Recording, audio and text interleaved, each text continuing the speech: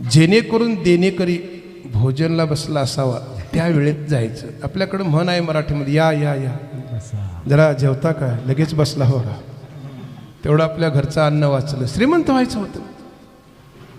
ते दारामध्ये कुत्रा आलं, तो विचार करतो आहे, मला श्रीमंत व्हायचं, याला कधी भाकर टाकत बसावं. फार कुत्र हुशार. दुसऱ्या दिवशी म्हटलं हे घर कदुरी ब्राह्मणाचं आहे, इथं काय मिळायचं नाही. ते खालच्या घरी गेलं, वरच्या घरी दारात गेलं, कदरी दारात गेलं नाही, कुत्री बंद झाली.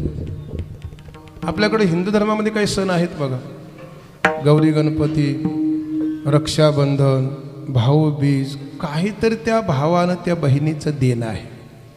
हा म्हटलं यांना देत बसावं, श्रीमंत कधी व्हायचं हो.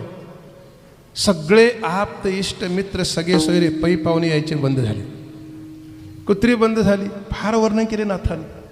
यानं आपल्या घरी धान्य असं ठेवलं, उंदरांना घुशीना सापडूच नाही.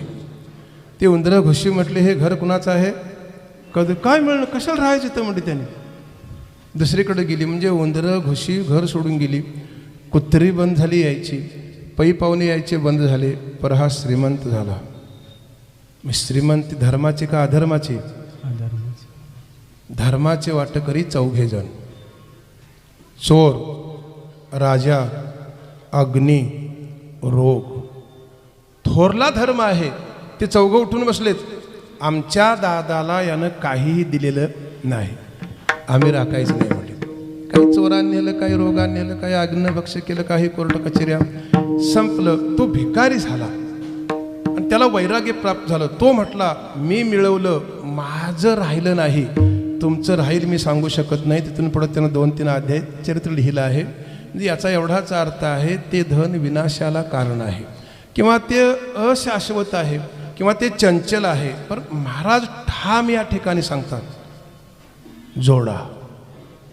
हे काय ब्रह्मचर्याला सांगायला नाही, वानप्रस्थाला सांगायला नाही, संन्यासाला सांगायला नाही.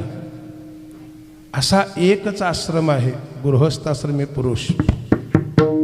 प्रत्येकाला आश्रमाला वयाची अट घातलेली आहे. पहिली 25 वर्ष ब्रह्मचर्य, विद्याभ्यास. आम्हाला काही लहान लहान असे, आता हे महेशचा मुलगा अशी जर पोरं भेटली तर आम्ही सांगतोय आश्रमात जावा. पण ती पोरं जराशी मोठी झाली म्हटलं बिघडली बघा.